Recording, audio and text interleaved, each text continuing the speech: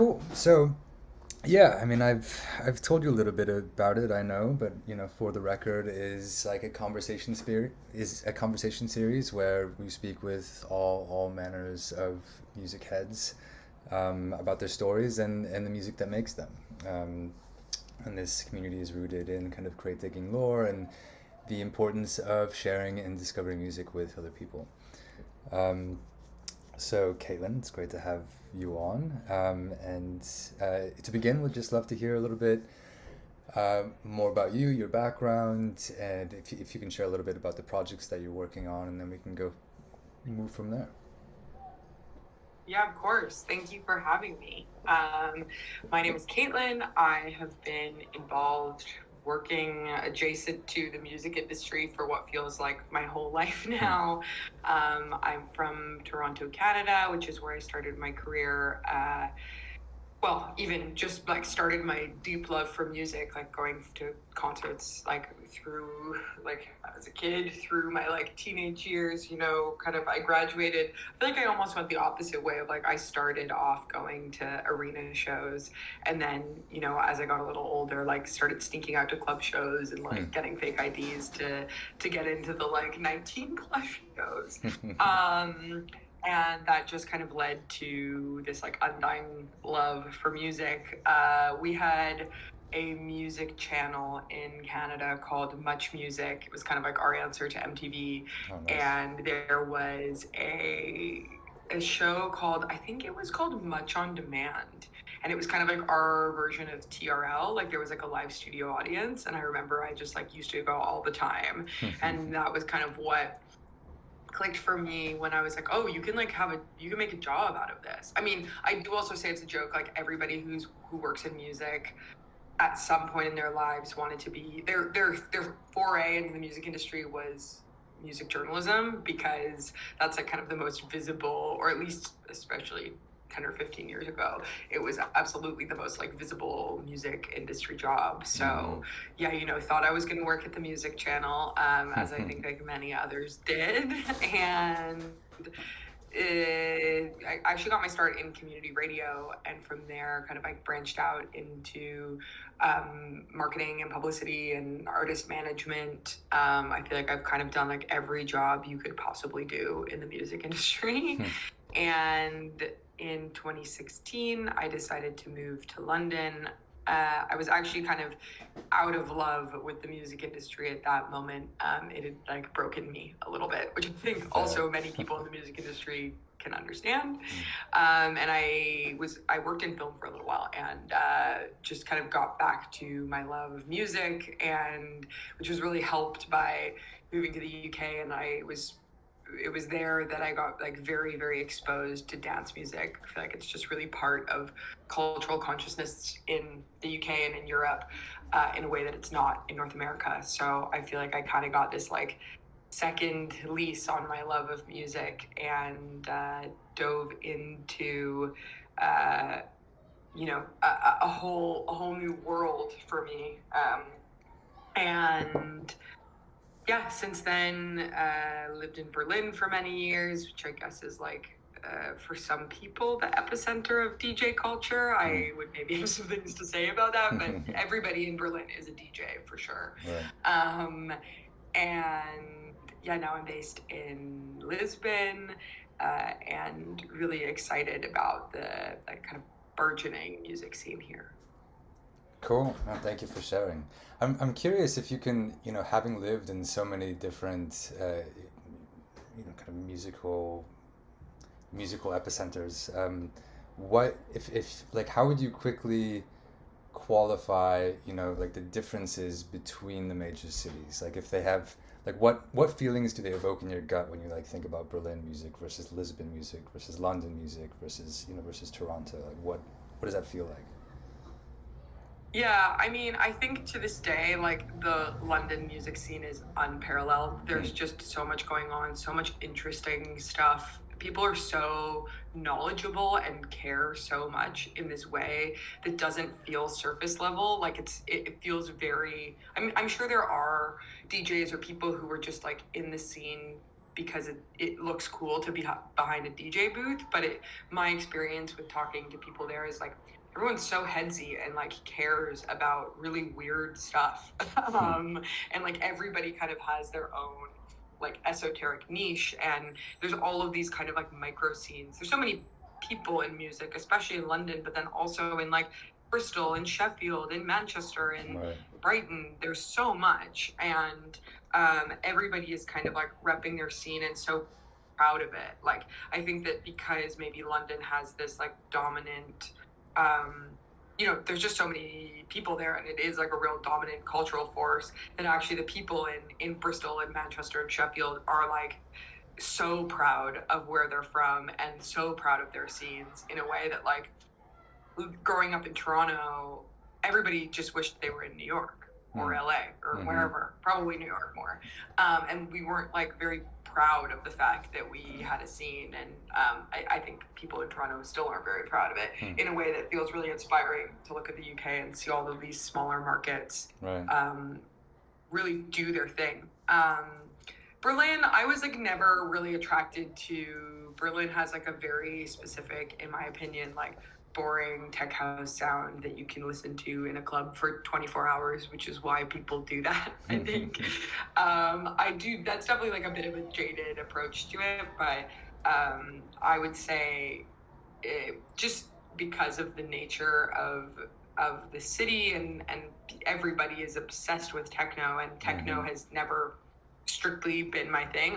There are avenues of techno that I absolutely love, but like a like 4/4 what I would call like Berghain techno song is just not, it's not my bag. And I think that because, I guess Berghain is probably the most famous club in the world, and because it's in Berlin, and because they have pretty crazy radius clauses, you end up seeing your favorite DJs play like Berghain Techno or Panorama Bar House, and it doesn't really shift from that.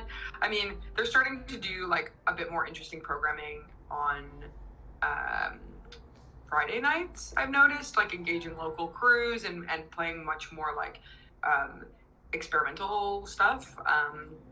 But on the whole, I feel like the Berghain is the epicenter of music in that city, whether you like it or not. And then in Lisbon, I think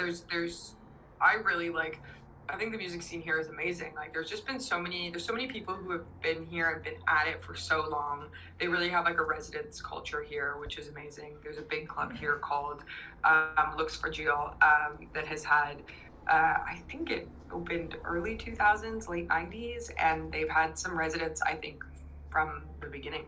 And I think that that's like a really cool way to foster a scene. And then that's sort of like the big club. And then going down from that, like every space kind of is bringing its own flavor. There's an amazing club and like cultural space called Arroz Estúdios that does, hosts lots of independent promoters and does their own in-house stuff, and they have like artist studios on site, and they do film screenings during the week. Like it's really cool, a really cool like community space. There's a spot called Vago. It's like a fancy cocktail bar, but I was there last night for a friend's birthday. Like it feels like it's kind of it ends up being the spot. And I think it's quite touristy on the weekends, but on the weekdays, it's like, your friends are going to be there. So cool. I like how, I guess every big city that has a music scene, inevitably there are these like physical spaces that arise from that. But I really love here that you're like getting something really different from each space. It feels really special. Totally, that's amazing. It's incredible. I mean, you haven't been in Lisbon for too long, right? It was kind of a recent move. Like on and off for more than a year now, and I'm coming up to. I mean, I properly settled in September of last year, so coming up to a year. Cool. It seems like you've already, pretty settled into the scene there, which is amazing. It definitely gets easier. Like the scene in Lisbon is not disconnected from the scene in Berlin, is not disconnected from the scene in London. So once you've is not disconnected from the scene in Toronto or Montreal or New York, you know? So like once you kind of made your way in, it's not like you're starting from scratch. I mean, in some ways it feels like that, but then once you kind of like follow some breadcrumbs, you're like, yeah, I know these people, or Right. we have shared friends, or you know. Totally. Yeah, I mean that's also true with New York, I guess. That has definitely informed my experience in London. Um, those small breadcrumbs, as you say, I like that. And then how does that translate? What is your digital music experience look like? How does like, I love that you're you're talking about the physical spaces and how you inhabit those and those scenes. I'm curious how you discover music and listen to it when you're in kind of an isolated space, just wanting to listen to music. Yeah, I mean, I am like definitely one of those people who I live by myself and I have the radio on all the time. Like I have to have the music on all the time. I am like a big fan of NTS. I think like the work that they do is amazing, and like maybe it comes from like a bit of laziness, but also just like I love just being able to like literally turn the radio on and just listen to whatever's on, and like I really love their like weekday daytime programming because it feels like they really prioritize people who are hosting, and I love that. I love like knowing that there's somebody there, and like if you want to write to them in the chat room, they'll be like, hey Kaitlyn, what's up? I love that feeling. Totally. I'm definitely also like a big fan of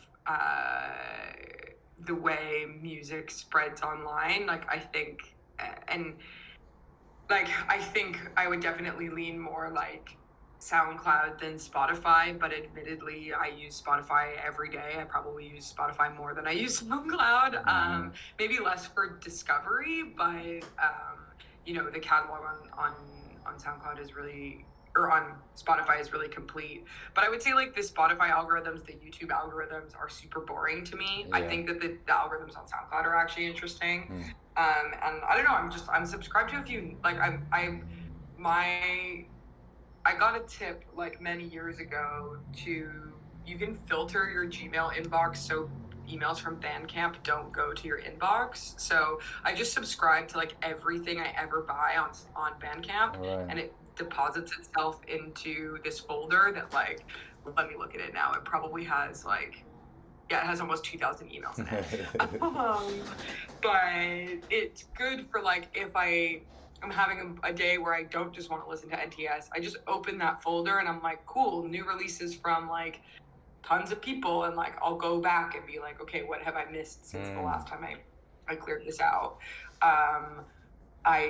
Follow a few other music newsletters. I feel like those are really great places for discovery, and then like record stores too. Like I think it's something I am not super in the habit of, but there are some great record stores in Lisbon if you want to like have a dig. I think it's always a nice way to break out of, if you're feeling in a bit of a musical rut, just like going out to a space and interacting, if not with like the people in the shop, but like with the records themselves, I think is special. Totally.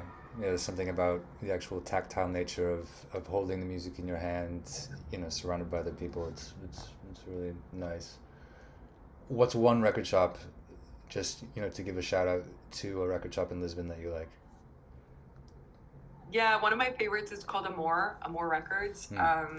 They have a really cool selection of like, they have like an amazing like rare Brazilian section, but they also have like tons of new stuff, tons of used stuff, and there's a bar in the shop, so it's a really nice place to just like hang out. They have people play there some nights. I really love when like friends come to town, or sometimes I have friends play there.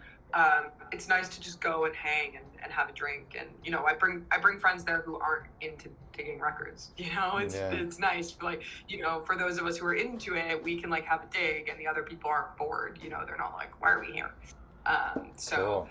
Yeah, Amor is amazing. There's another like this sort of the legendary shop here is called Flur. I guess it's maybe like the Honest Johns or the Hardwax of Lisbon, if those comparisons even make sense. But Flur is also amazing. Okay, cool. Noted. I mean, I love the rare Brazilian music section. I need to go to this record shop. It's cool. It's cool. I mean, they literally the section, like, I think you actually have to, like, I don't actually think they have the records on the floor. Like, they only have the sleeves on the floor, and you have to ask for them. Makes sense, I guess. Which, I mean, is fine. It works. Right. Cool. Okay, now here's I have a few more questions for you about, like, more specifics, about the music that you're listening to these days. So what are 3 artists that of note, of some impact, that you've heard for the first time in the past year? I've been really obsessed with an artist who I believe is based out of Baltimore, or they're from Baltimore and based out of New York, called Nourished by Time.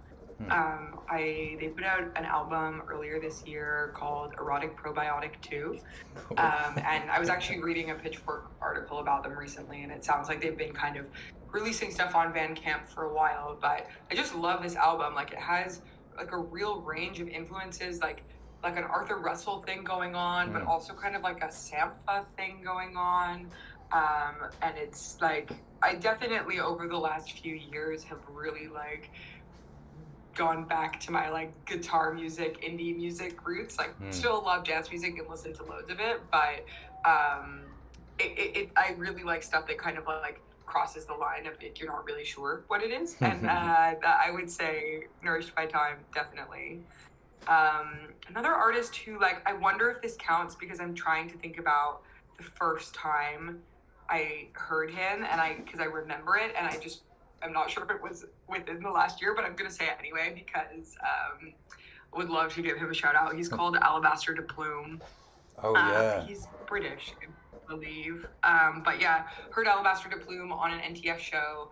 And then a few weeks later, somebody from the station had him on and did like a live show.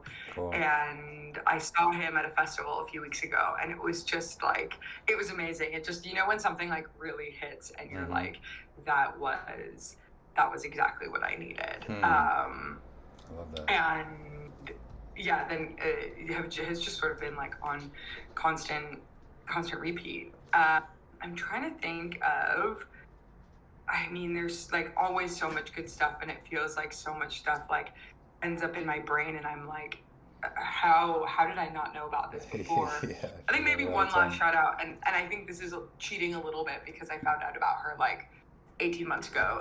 But she's called George Riley. She's a UK pop artist, just doing the most, really. And she's like collaborated with dance music producers like Ans, and done like, she kind of has this like Kelela, I guess if they say it, thing going for her. So yeah, I feel now that I'm at the end of my 3, I'm thinking of others, but yeah, so it goes. That's inevitable. It's one of those impossible questions that once you start, you just can't stop answering. Yeah. All right, here's another for you. What is the most underappreciated artist from your favorite music decade? I mean,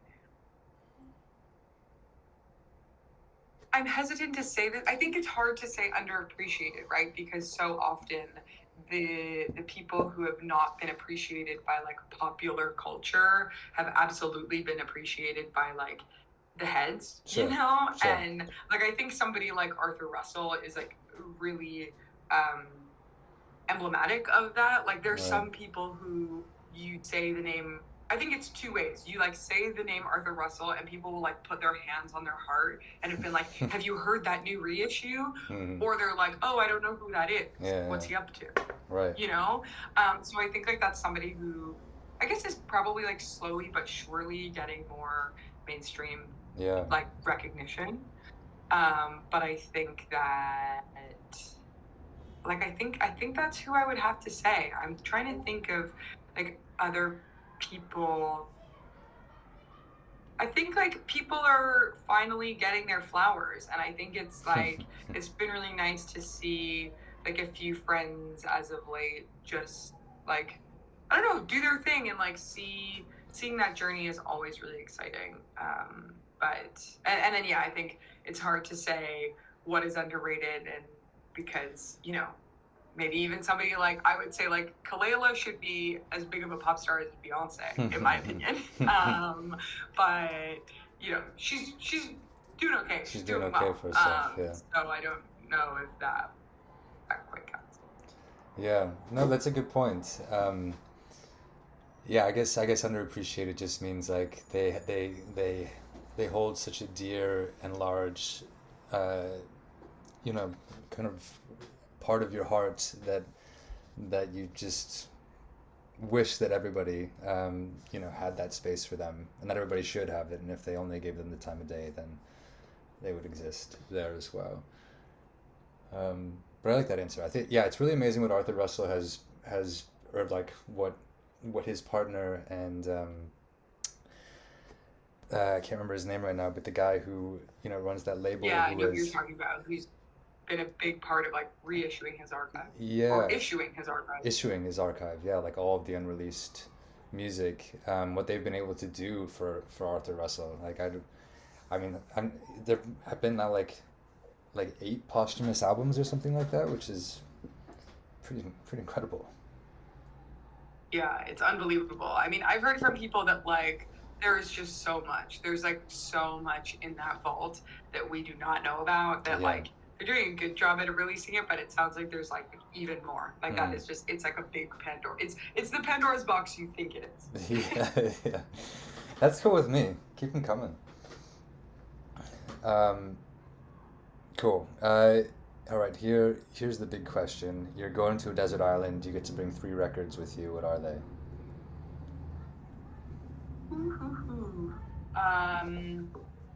There's one that I recently realized I like didn't have on vinyl, and when you're like, wait, I don't have this, I need to order it like right now, like why do I not have this?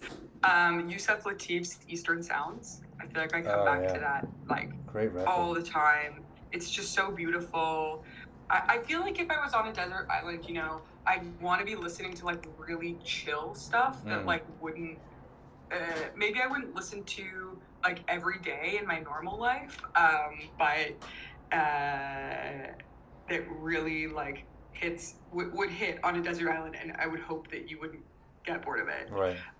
So then I think staying on that theme, Vernal Equinox by John Hassell. Oh, like, man. It's like a really, what ambient, if we're gonna call it ambient classic. And then Nellis and Efro's Space 1.8. Wow. Yeah, I feel like I would just be blissed out on my desert island. I think Nellis and Efro album, it came out end of 2021 or like mid 2021, and like I would be surprised if I have listened to it like less than 500 times. It's like the only album I have downloaded on my phone. I feel like it is the best album to listen to in an airport. Like airports are quite like stressful, awful places, and you're like, or like on a plane when like the plane lands and everyone jumps up and they're like running around, and you're like, I am just listening to this beautiful music and I am not stressed out by any of it. It's great. Oh man, that's a great trio. That's an incredible trio. I think you'll be relatively blissed out and cool and calm about your situation, even though you're on a desert island. Yeah, I think those are the 3. Like I could think of others, but like I think where I'm at and where I really realized with my like listening taste, especially with albums, is like the more chill, the more meditative, it changes, I hear new things in all those records all the time. Yeah, I hear you. Amazing. Cool. I know we're coming up on time, so just a couple more really quick ones. First, for people listening, where can people check out your work and the projects that you've got going, and follow along and or get involved? Yes, I finally made myself a website because it felt so awful to be like, you can find me on Instagram. Nice. Like a platform I barely use. But I have a website. It's my name, like Kaitlyn Davies, but it's like Kaitlyn Davi.es. So it's my name, but just with a punctuation mark, 2 letters before the end, because you can get .es domains. Right. And I think that links out to like a lot of things. Like it links out to my radio shows, to some like DJ sets I've done, to a lot of the more like work I do. It's all on there. I felt like I designed it to look like a desktop, like of a computer. Oh, nice. So I tried to mirror what my desktop actually looks like. That's amazing. Cool. And then, in the spirit of, For the Record, as this series where we connect with all types of music heads, from DJs to music journalists to indie label captains to record shop owners, listening bar, whatever, kingpins. Who is someone else that comes to mind that we should have on the series? Ooh, that is such a good question. I feel like I have to... I think somebody who, like, I feel like he's like a trove of knowledge, is a friend of mine named Timmy, who was part of the sort of early beginnings of the Optimo Club Night and label in Glasgow. Cool. And he lives here in Lisbon, and we've had the pleasure of like DJing together, and he ran a night and continues to run a label called Wrong Island. That's just, he's like a trove of musical knowledge. Cool. Noted. Sounds awesome.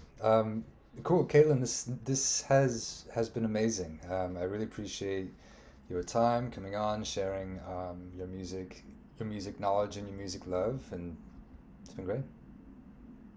Yeah, it's been so great. Thank you for having me, and again, like, thanks for finding the time. It was nice to have this moment in the middle of my afternoon.